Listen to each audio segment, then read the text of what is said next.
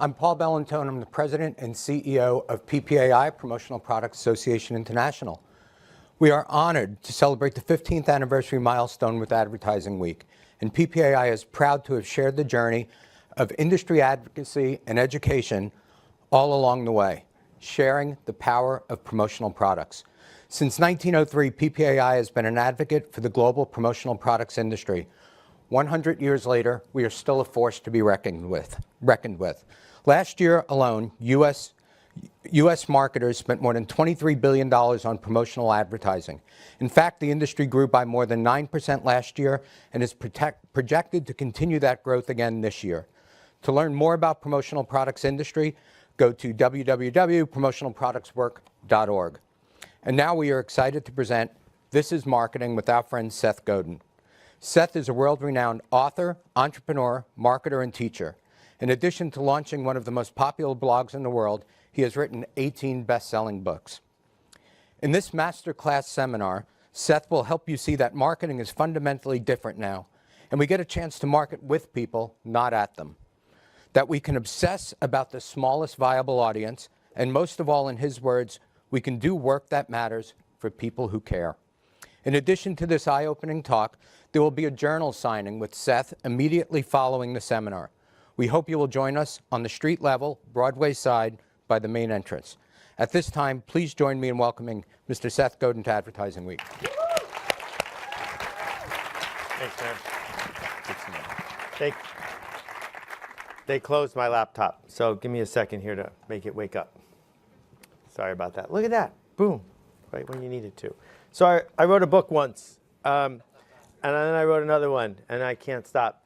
And because of Nikki Papadopoulos and some very talented people, there's another one coming, and that's what we're going to talk about today. I've not talked about it before in person, so we'll see how it goes.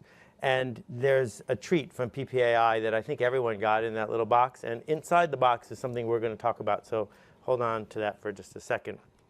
The essence of what I want to teach people is that marketing is not advertising. And I know you're not supposed to say that at Advertising Week, because I actually thought this was called Marketing Week when I took the gig. But marketing and advertising are not the same thing. They used to be the same thing, but they're not the same thing anymore.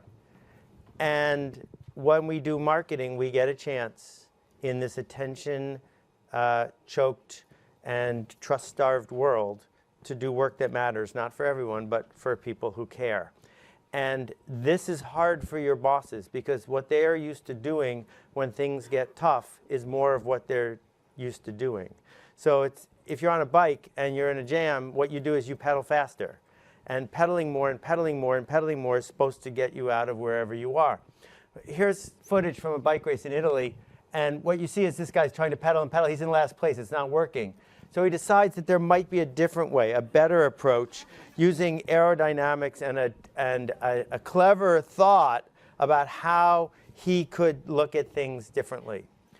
And I think that what's happened since the birth of the internet is this shift is going on. And some people are learning how to look at things differently, and other people are struggling with that.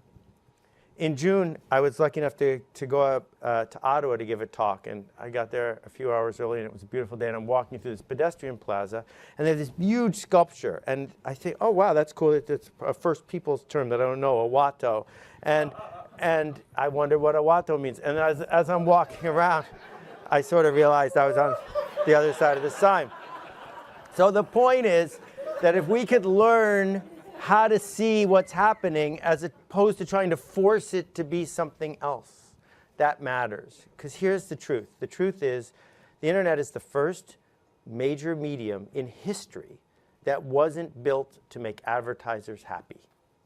Right? I'm not counting books because that was prehistory, but since books, the internet was not built to make advertisers happy. The reason they invented television was they needed a place to put TV ads. The reason they have magazines is they need a place to put magazine ads, but that's not what the internet was for. And so this approach to say, how do we jam ads into corners where they weren't supposed to be when there's a billion channels and I can change the channel with a click, has caused a lot of stress for a lot of advertisers and marketers because it's not what it used to be. Okay, so how do we then explain what works? How do we figure out what we ought to be spending our time on? And in ancient times, the way that they tried to figure out the future was by doing something called rolling bones. And you would take ribs from various animals that could be flipped one side or the other. And there's traditions in many cultures of this idea of rolling them. So we gave you 8 bones inside that little box. And I want to talk through each one of them as we go. The first one is, who's it for and what's it for? That I believe that what marketers do for a living is we make change happen. If there is no change, we didn't succeed. That's what we do. If someone says, what do you make? The answer is not, I make bleach or I make movies. The answer is, I make a change. And you cannot make a change for everyone. That has never happened. What you can do is change someone. So you can be really specific about who is the someone, what is the change I am seeking to make, who's it for, and what's it for. And if you can't answer those 2 questions, then the most important thing you can do as a marketer is not spend more money. The most important thing you can do as a marketer is push back until you can answer those 2 questions. Who's it for and what's it for? Every sign on the way to the airport, who is this sign for? What is it trying to do to change my behavior? Every feature on every app, who's it for? What's it for? Second one, shun the non-believers. Turn your back on the non-believers. They're not there for you. There's no such thing as mandatory education for adults. There's hardly such a thing as mandatory education for children. It's very difficult to educate someone against their wishes. So what we need to seek is enrollment. And enrollment means I want to go where you are going. I don't need to be constantly hustled. I'm enrolled in the journey. So when someone who isn't enrolled is sitting there with their arms folded, hassling you, hey, it's not for you. This is not for you. That's okay. And the third one is that what those 2 things, when we add them up, mean is that the future of marketing is to identify and serve the smallest viable audience, not the biggest one. That was 1960. That was Procter & Gamble. That was Don Draper. Because if you were going to run ads on a TV network, you better had something everyone wanted. Average stuff for average people. There hasn't been one brand of import built that way in a decade. Despite what the people who are paying your bills believe, not one mass market brand built on TV in the last 10 years. In the 60s, there was one built that way every week. There hasn't been one in the last 10 years because there is no mass market anymore. We gave people a choice, they took the choice. And as a result, what we get to do as marketers is instead say, we get to pick any people we want. Which people will we pick? Who's it for? What change are we seeking to make? What's it for? If you can't delight those people enough that they would miss you if you were gone, that they seek you out, then you made a lousy product. Then you didn't keep your promise. Go back and start over. And I'm really impatient with marketers who think that just because they have money, they have a right to our attention. They don't. And just because they have a boss, they have a right to steal our trust and break their promises. They don't. And consumers aren't standing for it anymore. And the next one is the definition of culture, which is that people like us do things like this. And if I had only 7 words to describe all of marketing, that would be it. People like us do things like this. So you get to pick who the people like us are, and you get to figure out what the things like this are. And if you don't know who the people like us are, you're going to flounder. If you don't know what the things like this are, you're going to flounder. But if you get them both right, then you actually change the culture. And then we get to this idea of Metcalfe's law. First person with a fax machine. What exactly did they do with it? You can't use a fax machine by yourself, right? All of you, every single one of you has been on Twitter. How did you hear about Twitter? From their Super Bowl ads? You heard about Twitter from someone who was on Twitter. Why did they tell you about Twitter? So you would follow them on Twitter. That's the network effect. That it works better when more people are using it. That it will be in my interest to tell you about it because the cycle continues. So, a tiny little example, right? This book, my new book, comes out November 13th, 14th, something like that. Almost no one will read it. If 1% of the population of the United States read it, that's a huge home run, smallest viable audience. Some of the people who read it will realize that if their coworkers read it, their job will go better. So they will buy copies for their coworkers because the network effect kicks in. The book is better if you don't read it by yourself. So I try to take my own advice. I'm not that much of a hypocrite, but the idea is simple, which is I know you'd like to cut through the market like a hot knife through butter, like a thresher through a wheat field, like you'd like to be on the Super Bowl and the homepage of the internet, but the internet doesn't have a homepage. So those are the first 5 sticks. When you find yourself frustrated, throw one of those sticks on the table and you can say, what am I missing here? Because if you get all 5 of those things right in the macro, you're off to the races. But there's more than 5 sticks. So the next stick. This starts to get into the masterclass stuff. And most people who are going to engage with the ideas in this book aren't going to get deep enough into this, but this is why I wrote the book. For millions of years, this question is the most important question that virtually every sentient animal asks. That if you're a squirrel or a rhino or a dinosaur, who eats lunch first matters more than almost anything else. Because if there are scarce resources and everyone else gets to eat lunch first, you're not going to have any grandchildren and your genes go away. Who eats lunch first is about status. So here's the way I like to think about it. Everyone here saw the first episode, first Godfather movie, right? First 4 minutes, that's all you need to see. It's Don Corleone's daughter's wedding day. And the Sicilian tradition is on your wedding day, your daughter's wedding day, you must grant the favor of anyone in the village who comes to ask you a favor. It's a status thing. It's a who eats lunch first thing. If you are high status, someone comes to you and asks you for a favor, on this day you must grant it. So who comes to see the Don? Buonasera. Buonasera is the undertaker. He weighs 96 pounds. He's wearing an ugly black suit. Is there anyone lower status, more caricatured than the little skinny undertaker? Of course not. And the undertaker comes to the Don and says, will you kill the people, hurt the men who hurt my daughter? Now the Don's got trouble. Because if he grants the favor, he's a hoodlum. Worse, Buonasera pushes and says, I will pay you. Now he's not just a hoodlum, he's a hoodlum who just does it for the cash. The Don can't survive this because his status will go down if he does. And all the Don keeps track of is, where do I rank? That's his only meaning in life. And in the last 15 seconds, Coppola flips the whole thing upside down and you end with Buonasera kissing the Don's ring and pledging allegiance. And it all worked out for the Don. But that's all the movie is for the next 6 hours of the film, is who's up and who's down.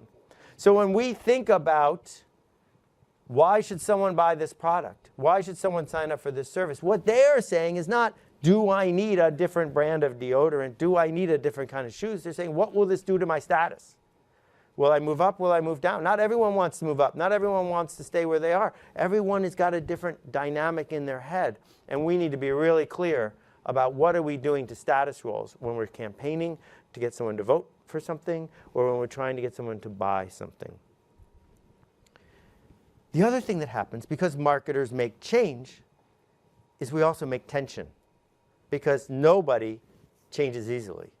We know that before anyone buys anything, their heart rate goes up. Because they're saying to themselves, this might not work. They're saying to themselves, my plan for what will happen to my status might backfire. They're saying I might buy something and then it won't pay off. So what we get to do as marketers, if we want to make change, is we also have to create tension. The tension that overcomes the fear that's already there. The tension of, wait, I might miss this. Wait, I might fall behind.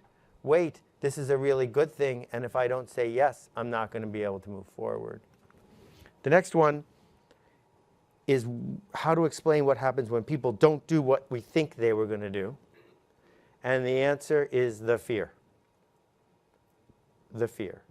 It is not the fear of horror movies. It is the fear that drives us to make most of the decisions that we make.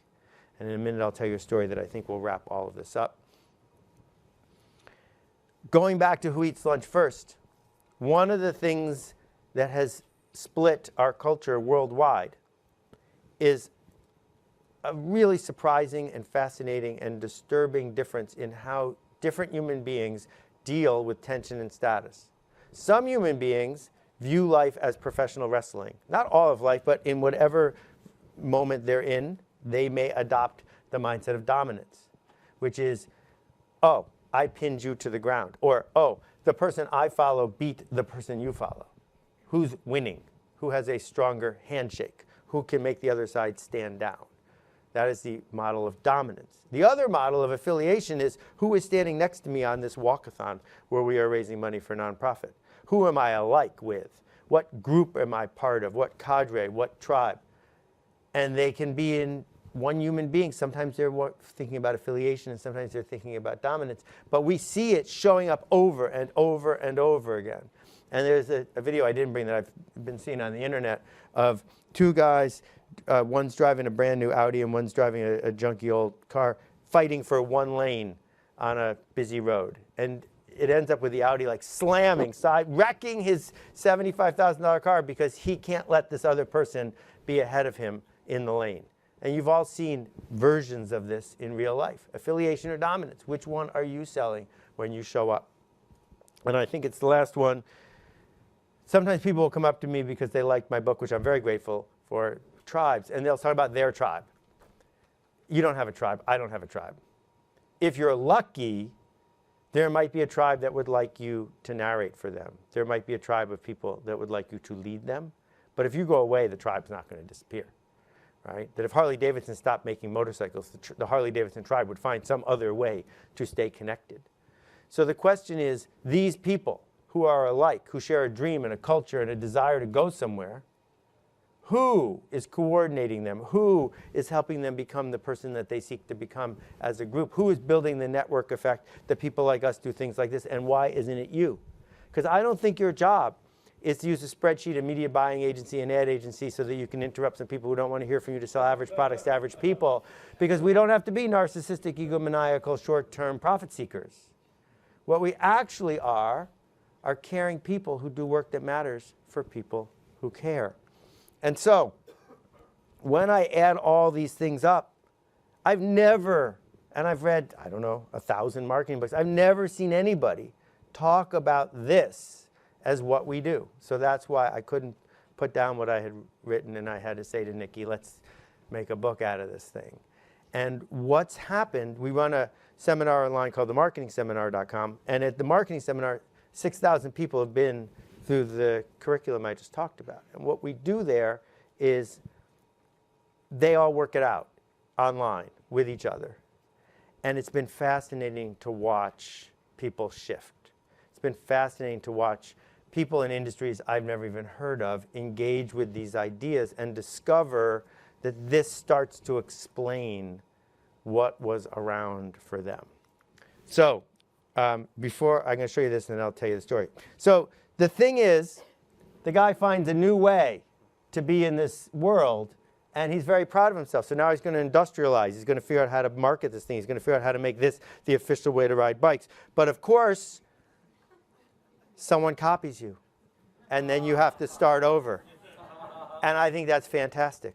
Then you have to start over, right? Because we are no longer in this era of, oh, we figured out this is how advertising works. Now for the next 60 years, let's just do it. It's going to keep changing. The way we tell our story is going to keep changing. The way we interact keeps changing. So what we get to do is to make things better by making better things. We don't do that by marketing at people. We get to do it by marketing with them. And so a couple stories I'm going to tell you, and then I'm going to take your questions, because I wanted to leave it at least 20 minutes for that. So one of the most formative parts of my recent career was a trip I took to India. It's like 6 years ago now. I was working with a company called Vision Spring, and Vision Spring makes reading glasses for the billion people on Earth who need them and don't have them. And you can produce a pair of reading glasses in China for about $2. And what Vision Spring does is they go with their local team to villages and sell these glasses for $3 a pair. That's enough money to buy more glasses and scale to infinity. And the people that they're going to serve turn 50. They know they need glasses. Their friends have glasses. They know glasses are not a revolutionary technology. But now they're unemployed because they can't weave, or they can't type, or they can't do any of the jobs they would like to do. Because in the old days, when you turned 50, you were dead. Now you're not dead. You're going to be around for a while. This is something you will need.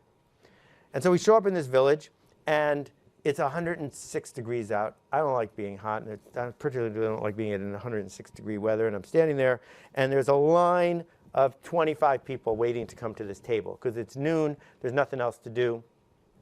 And I can see the people waiting in line have money in their pocket. I can see the money. So that's not the question. I also know that they know about glasses and that, you know, they're part of this modern world.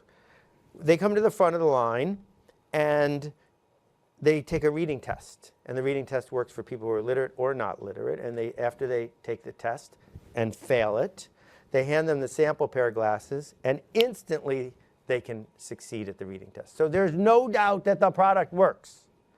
Then they say, all right, thanks for that. Come over here.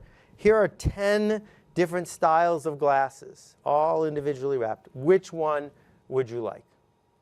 And while I'm standing there with the people with the money in their pocket who failed the reading test, standing at the table, 2/3 of them buy nothing. 2/3 of them leave without a pair of glasses. And I'm standing there and I say, you know, some people think I know a little about marketing, but if I can't figure out how to help in this moment, I have to just stop. This makes no sense to me. So I took out the 10 sticks from PPAI and I threw them on the ground and I started reading through them. I'm making this part up. And I started reading through them to figure out what was actually happening. And after 45 minutes, I changed one thing and I doubled the percentage of people who bought a pair of reading glasses. Doubled. All I did was got rid of all 10 pairs of glasses. And then we said to people who were sitting at the table, which would you prefer? You can give us back the glasses you're wearing, or you can give us $3. It shifted from desire for gain and shopping, which is not a thing that most people on earth get to do. It's not a thing most people on earth want to do, because shopping is filled with tension and risk and fear, and it's nothing that you learned how to do, to avoidance of failure, which is, I have something that works, don't take it away. And so that was about going to where the customer was. And not saying, I want you to act like a teenager at the mall now. Instead it was, this is what you say you want, you have it. Happily, I'll take it back from you, but if you want to keep it, there you go. And that shift totally changed the way I thought about how we can be in the world as marketers. So the last story I want to tell you is this. About a couple years after that, I was invited to this cool conference in New Mexico. My family got to go. There were playwrights there, and authors, and captains of industry. And the sunset, it was like 44 degrees out, which I like way better than 105 degrees. It was 44 degrees out, but it was cold, and we were on this mesa outside. They gave everyone blankets. And we sit around the campfire. The sun has set, and the guest speaker comes out. And it's Neil Armstrong. And Neil Armstrong is about to tell us the story of the Apollo 11 mission. And as he's talking, the biggest full moon rises behind him. And he pauses, and he looks over his shoulder, and he says, I've been there.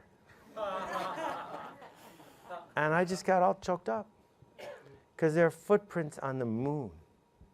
Right? We're running here from weird technology booth to weird technology booth, wondering about our market share. There are footprints on the moon. And so we have this leverage now. For the first time in history, we're connected to 1 billion, 2 billion people with a click. We get to do work that matters for people who care if we can find the empathy to see them. Sawabana, I see you. I recognize you. I know who you are and where you're from and where you want to go. Not because I'm invading your privacy, but because I'm treating you with the dignity to know that you have dreams that might not align with mine, that you have desires that might not align with mine. But I will give you space and leverage to go to do that thing you want to do, because I can build a culture. I can organize a tribe. Not everyone. I can't change everyone, but maybe 100 people or 1,000 people. And if I can build a network effect, maybe 2,000 or 5,000 or 10,000 people. And if each of you here make life better for 10,000 people each, that's a lot of people. And so I hope that what I've helped you do here is think a little differently about what we see when we see what human beings are doing and why they're doing it. I hope you can see that if you're using Facebook as a citizen, you're not the user, you're not the customer, you're the product, right? And that there's all of these forces at work chasing our attention and chasing our money, but we could do better than that. Because what we could do is actually do work that matters for people who care. Thank you for your attention. Let's have some questions. Thank you. Perfect. Perfect. It's great to have you back with us again. That was really terrific. I had the I opportunity. hope I didn't rant too long. You didn't rant too long. It was perfect. I don't think that can happen. I had the opportunity to read your book. Oh, great. It's phenomenal. Thank you. Thank you. It really is. Thank you. And I appreciate being part of it, having the association be part of it again, both with this presentation. But one of the things that you've consistently done is brought a physical aspect to the words that you write, and even in your electronic communications. Where does it fit in for you? You know I'm going to do that, right? We're going to talk about the physical part of advertising. So where does it fit in for you? And by the way, everyone here will have a copy of this journal along with the 10 sticks, and it's in that box that you were given. So thank you. Right, and when you're done with the sticks, you can give them to your local pediatrician. And they, ideas are made out of nothing, right? They're just in the world. They're memes. And human beings aren't very facile with keeping too much of that in their head at a time. The reason that phone number is only 7 digits is we can't remember 12, right? 7 is not a very big number. So when we can create a physical instantiation of something, it's two things. First, for me, it is a very significant signal, a flag, that the creator of it thought it was important, right? So I love that I get to write a blog post every day, 7,400 so far.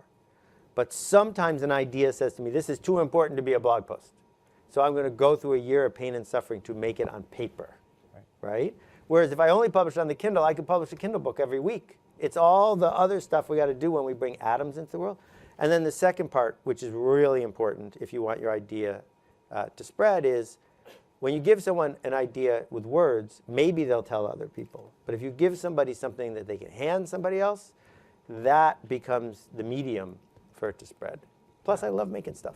And we feel very fortunate because out of all of the mediums that we see represented here, people say thank you, actually, when we're giving them that advertising. We give away the books here, and people are saying thank you for giving me that. It's a great way to break through clutter. You talked about tribes. Is this the, so somebody who has these sticks, does that mean that they're creating your tribe, or they're identifying themselves with your tribe? How does that correlate? The thing about tribes is it's an attitude and it's a choice. So what we know, for example, is if you go to a hockey game, not everyone at Madison Square Garden is in the tribe. Right. There's one tribe, the people wearing a certain jersey, sitting in a certain section, who are drinking a certain beer, who want to see a fight on the ice. They're very different than the executives in the sky boxes who are just there to do a deal, right? So tribes get to our human need to be with people who we think are like us. So it's not about gender or race or age or even income. It's this choice of a psychographic that where we feel at home.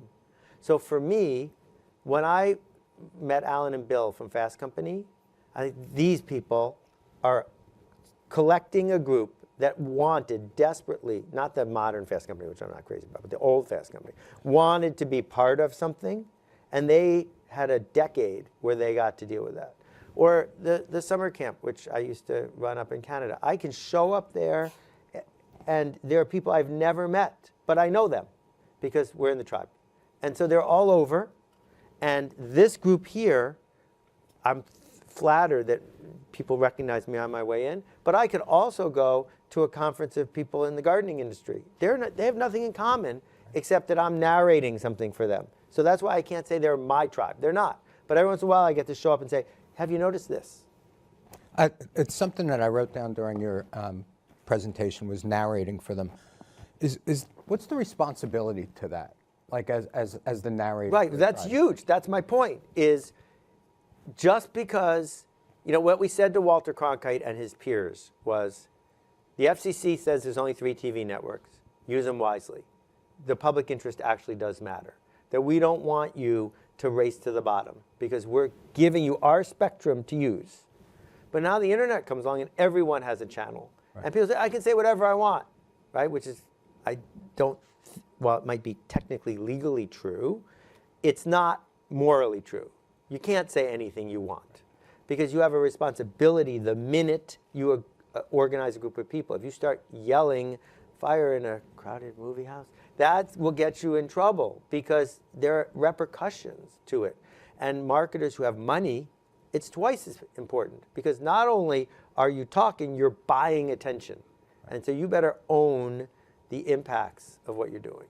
So you have a quote that I use at the end of every one of my presentations when I talk about promotional products, and it says you have to market with people, not at them, and that the marketing needs to be voluntarily consumed. Right. What does that mean to you?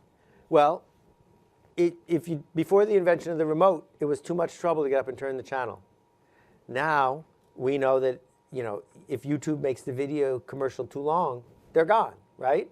And if you are running things that people want to skip, you are marketing at them, right? What you want to do is be the one that if you didn't run that news, didn't run that announcement, didn't put that sample out there, people say, where is it? I miss it. And you say, well, no one would ever want that for what I make. And so I say, make something else. Could you have really spoken about reaching the smallest possible audience 10 years ago? Like, would people have laughed you out of a room? Well, I get laughed out of the room all the time. Yeah. It's still really difficult. What has happened over the last 4 months since I've been talking about this is people say, yeah, that makes sense. How do I reach more people? Right. In the same Exactly. sentence. Exactly. And I point them to one of my most popular blog posts, which is called First 10. And the idea is if you can so amaze 10 people with something that has a network effect, you're done. Right. Because they'll tell 10 more. Now you're at 100. Then you got 1,000. If you can't find me 10, well, now you have the defect. Marketing doesn't have the defect. And so, no, I can't tell you how to reach more people. What I might be able to help you do is make a product or service that people would want. Well, great. I think we have a few minutes for some questions. And if yes. we could turn up the house lights a little bit, that would be fantastic. Probably not. Yeah. Sure. So You call on people. I'm not going to do that. Go ahead. Okay, sir. Seth, you talked the story about your glasses, or just glasses in general. That's become such a signature for you. You created kind of a personal brand before that was really a thing in the business-to-business space.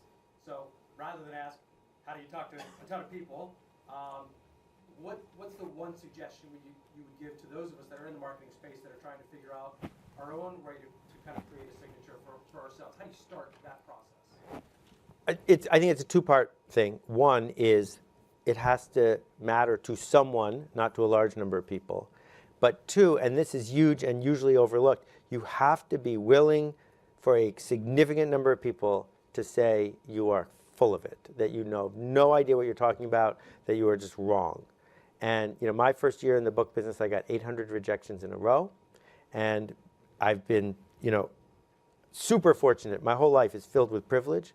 But the feedback, Publishers Weekly hated 9 of my books in a row. That's cool. That's a good thing, right? That's my point, is writing the sequel to Permission Marketing or the sequel to Purple Cow would have been easy. It would have made my publisher happy, but that's not what I wanted to stand for. So if you stand for something to someone, you can persist at that, particularly if you do it generously. But if you want to, at the same time, fit in all the way, now you've got troubles. Okay, so we have some questions that have actually come through. Skip the first one. Skip the first one. I like, are consumers driving brand initiatives or are brands driving consumer conversations? Okay, so what's a brand? A brand is not a logo. A brand is the expectations we have of what an interaction is about to be. So if Nike opened a hotel, most of us could guess what it would be like, right? Right. Whereas if Hyatt made a sneaker, no one would have any idea what that sneaker would be like. Therefore, Hyatt doesn't have a brand. Hyatt may have a habit with people, but they don't stand for anything different than the hotel that's just like them. So to really have a brand is to have this expectation that you've earned over time for keeping a certain distinct promise. So there are certainly some brands who have chosen to be acting on behalf of these consumers in a vanguard to change the conversation. And so if we think about, what happens on the internet with privacy, there's certainly going to be people who freak out when there's some thing that goes wrong, but there's also institutions, profit and nonprofit, that always wanted privacy, so they can now drive the conversation because you have an option. You can go over there, whereas if there was no option, it would be like, complaining about today's weather. It might be fun to complain about, but you're not going to do anything about it. But mostly, I think, people like us do things like this means the culture drives everything. Culture beats strategy, culture beats money, culture beats education. That if we can figure out where culture is, if we can figure out how to shift culture, then we've got a shot. That most people who are super successful marketers are actually culture surfers. They were in the right place at the right time, offering a segment of the culture something that they wanted anyway. Okay. Do we have another question? Sir, in the back there, I see you. Yes. Yeah, I have a question. Yesterday we heard from the stage that moms are angry. So I'm wondering, in this current political environment, does marketing change, or are we operating the way we would have been operating? So what I heard was, you heard from the stage that moms are angry, and the question is, does that change marketing as usual? Is that what I'm hearing? Given the climate. Right. So here's what I think is so important to understand. The number of people who are producing what, quote, everyone is talking about today is less than 100,000. The number of people who are engaged in what they're producing is a few million. And so it's easy to believe that blanket statements like the word moms could be followed by anything that is true. And if you engage with smallest viable audience, what you have to say back is, which moms? There have always been some angry moms, but not all moms have ever been angry. So who are your moms? Your moms, how do they feel? The moms you want to serve. Because if your business plan says, we aim to serve angry moms who have these needs and wants and desires, I'd say, I hear you. But if you make a product for all moms, I'm saying you're doomed. Because what Amazon is doing is saying, the last stat I saw from a few years ago, 1/3 of all the sales of Tide detergent went through Walmart. So for a little while, that means Procter & Gamble has power over Walmart. But really, soon after that, Walmart has power over Procter & Gamble. Because if 1/3 of your sales are going through a commodity seller, all Walmart has to do is set the price, because they will, because they have the hard part, which is connection and trust to the consumer. Well, once Amazon steps in and everything is a click away and something starts making a profit and Amazon knows it, they'll just make their own version of it.